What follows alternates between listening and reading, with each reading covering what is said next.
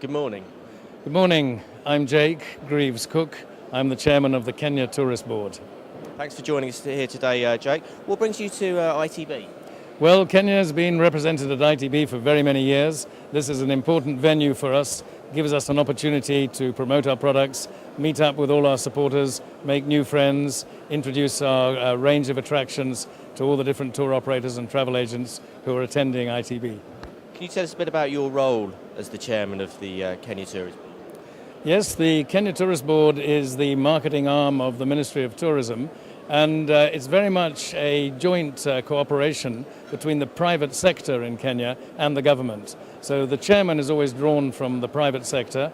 I happen to be a safari operator and operate a number of camps. And on our board of directors, we have representatives of the aviation industry, tour operators, hoteliers, travel agents, the coast, ecotourism. So it's very much the private sector coming together with the government. On the board, we also have representatives of the various ministries, the Treasury, the parent ministry, finance.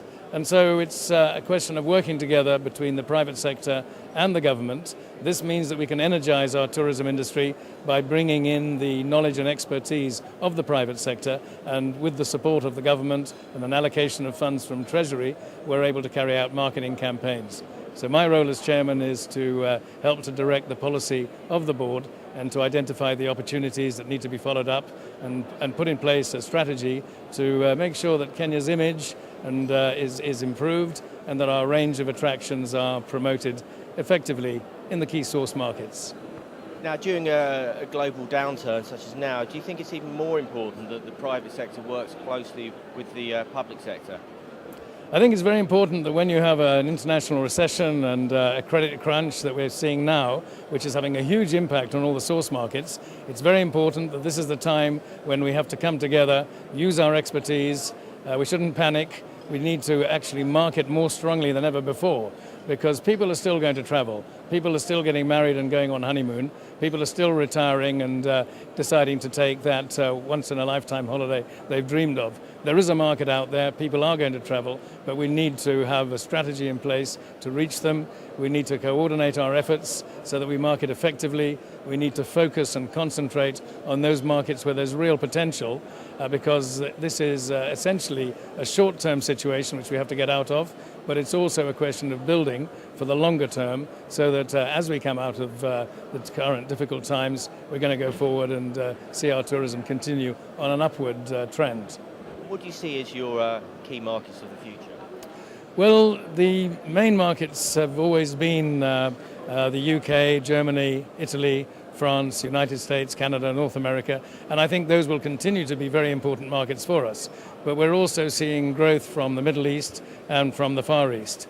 But of course, you'll appreciate it all depends on airline access. For a country such as ours, people don't arrive by road, they don't arrive by train, they don't arrive by ferry, they arrive by air.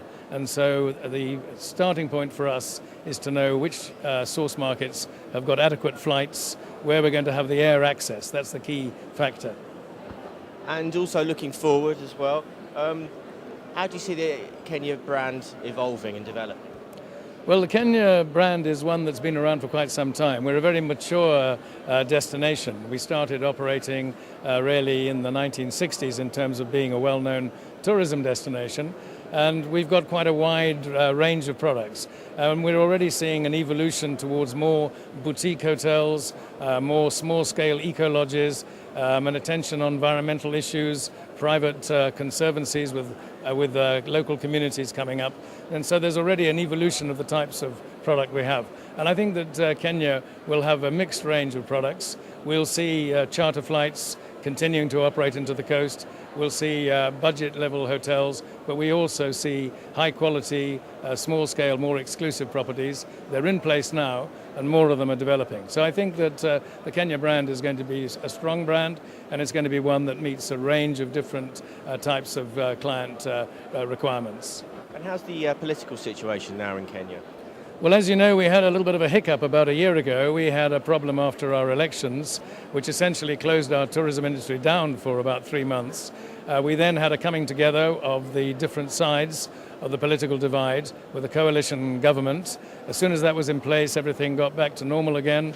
And we saw overall our tourism decline by only 30% last year, in spite of the problems we had.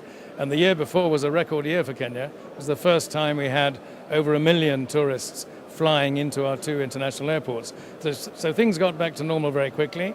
I have to say that even during the problem times, not a single tourist was harmed in any way.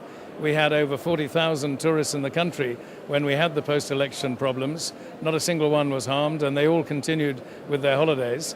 So things are very much back to normal, things are stable. I think there's confidence in the country. We've taken 200 journalists out to Kenya in the period immediately after the elections to show them the reality of what was happening.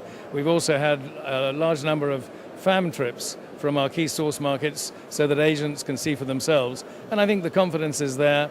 You'll find as you go around the stand talking to the Kenyans who are from the tour operators and the hoteliers, that there's a degree of optimism, there's a degree of confidence that actually might be lacking in some of the other destinations. So I think things all go well for us. We've got a good product, we've got good air access from our key markets, we've got a very satisfied clientele. We've had big improvements in our roads recently, which is also important for us. Many of the hoteliers, after the record year in 2007, took the opportunity to refurbish. So I think we're in a strong position to rebuild our tourism industry. Jake, thank you very much for joining us on Breaking Travel. You're very welcome.